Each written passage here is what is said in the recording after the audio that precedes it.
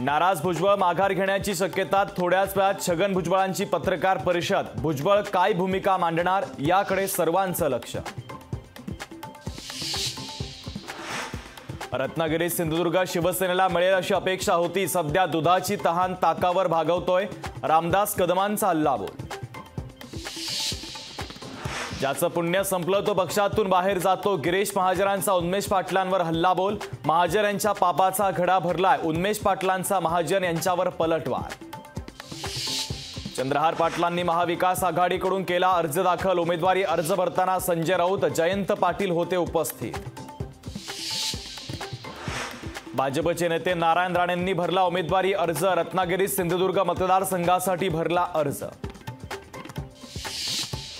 भाजपने पवार कुटुंबामध्ये फूट पाडली नाही। निवडणुकीनंतर पवार कुटुंबाने पुन्हा एकत्र यावं संजय काकडेंचं मोठं वक्तव्य।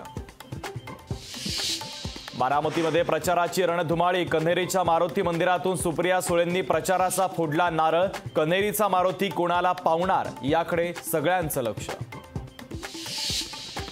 उमेदवारीसाठी श्रीराम पाटलांनी 3 पक्ष बदलले। रक्षा खडसेंचा आरोप तर पक्ष बदलले तरी सत्ता किंवा पद उपभोगलं नाही। श्रीराम पाटलांचा प्रत्यारोप।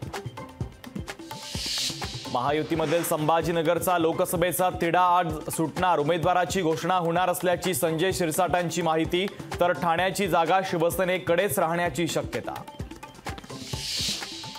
दिंडोरी लोकसभा मतदारसंघात महाविकास आघाडीमध्ये बंडखोरी। माजी आमदार जेपी गावितांची निवडणूक लढण्याची तयारी। मात्र गावितांच्या भूमिकेमुळे शरद पवारांचं टेन्शन वाढलं।